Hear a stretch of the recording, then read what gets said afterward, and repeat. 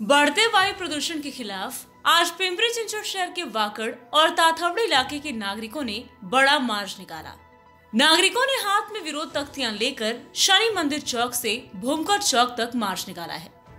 चूंकि वाकड़ ताथवड़ी क्षेत्र में बड़ी संख्या में आरएमसी प्लांट चल रहे हैं, साथ ही हवा में धूल के कणों की मात्रा के कारण इस क्षेत्र में हवा बहुत ही प्रदूषित है और नागरिकों का स्वास्थ्य भी खतरे में है।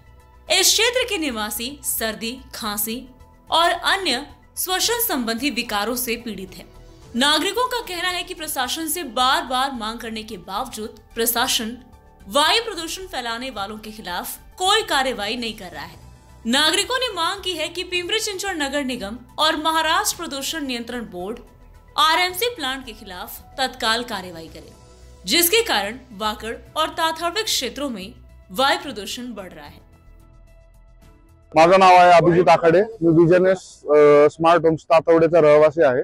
आम्हाला इथे येऊन आता 2021 नोव्हेंबर पासून आम्ही इथे राहतोय। तर आम्हाला तुम्ही आता इथे बघू शकता रोडच्या साईडला पाणी टाकलेलं आहे, तरी सुद्धा त्या सिमेंटच्या थरावरनं तुम्हाला अंदाज येईलच की किती प्रकारचं इथे धुळीचं प्रदूषण होत असतं। आमची सरकारकडे आणि जे कोणी रिस्पॉन्सिबल लोक आहेत या सगळं हँडल करण्यासाठी त्यांच्याकडे एकच फक्त आश्वासन आहे की जे काही कंप्लायन्स आहेत, जे कोणते प्लांट चालवण्यासाठी, जे कोणते कन्स्ट्रक्शन साइट चालवण्यासाठी ते त्या कंप्लायन्सच्या अंतर्गतच सगळं काम व्हावं आणि आम्हाला बेसिकली श्वास घेण्यासाठी ही जी धूळ आहे, आज जसं टेक केअर केलेलं आहे तसं दररोजच्या दररोज टेक केअर व्हावं या सगळ्या गोष्टी आणि आम्हाला शुद्ध श्वास भेटावा हीच आमची प्रशासनाकडे विनंती आहे।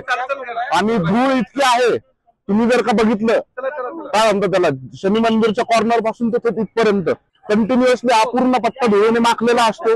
तुम्ही कधीच असं कधीच होत नाही की बाबा आपण बाहेर आलो आणि तुम्हाला धुळीच्या सामोरं नाही जावं लागलं।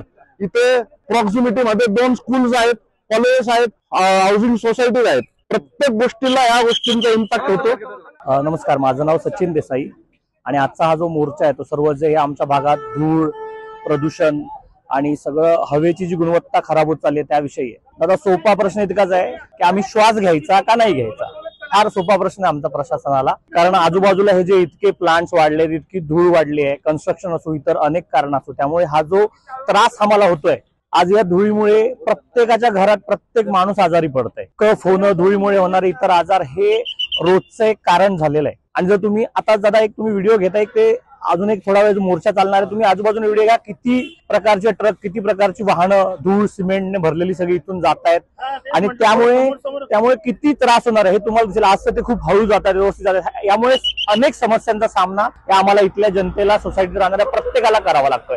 आज बाहेर पडलं तर मास्क हवा, तुम्ही बाहेर पडला आणि घरात परत गेला तर इतका हा धुळीचा त्रास आहे की माणूस अक्षरशः आजारी पडत आहे। या सगळ्या समस्यांना त्रस्त होऊन आज आम्ही हा मोर्चा काढलेला आहे। आमच्या मागण्या आहेत की इथे जे सर्व प्लांट्स आहेत, धुळीचे प्लांट्स आहेत, सिमेंट रिलेटेड प्लांट्स आहेत, ते व्यवस्थित व्हावे। इथे बॅक साईडला खूप साऱ्या गोष्टींचे सगळे स्टोरेज आहेत, त्यामुळे अनेक ही जी जड वाहतूक करणारी वाहनं आहेत ती सर्रास इथून जातात, त्यामुळे धूळ वाढते। या भागात होणारं सगळं जे अनधिकृत बाकीचं काम आहे त्यामुळे होणारी सगळी धूळ आहे, यामुळे खूप अचानक हा जो त्रास आहे हा फार भयानक आहे। लहान मुलांपासून वृद्ध महिला पुरुषांपर्यंत अतिशय जास्त आहे आणि त्यामुळे खूप रोगांना खूप त्रास होत आहे। दादा, मी तुम्हाला खरं सांगतो, हे जर असंच चालू राहिलं तर येत्या काळात तुम्ही पत्रकारच या भागाचा असा सर्वे करत असाल की या भागात धुळीमुळे आणि या सगळ्या होणाऱ्या त्रासामुळे अनेक आजार झालेले आहेत आणि अनेक लोक त्रस्त आहेत। हा सर्वे सुद्धा तुम्हालाच भविष्यात करावा लागेल हे जर थांबलं नाही तर। आणि माझी प्रशासनाला विनंती हात जोडून की कृपया आमच्याकडे बघा आणि हा श्वास आम्हाला घ्यायचा का नाही, बाकीच्या गोष्टी आम्ही तुम्ही इथे घरं घेतली, आम्ही इथे राहतोय, पण सुविधा या आम्हाला पोहोचवायच्या का नाही याचा विचार जरा सरकारने करावा। Bureau report, VSRS news, Pimpri Chinchwad.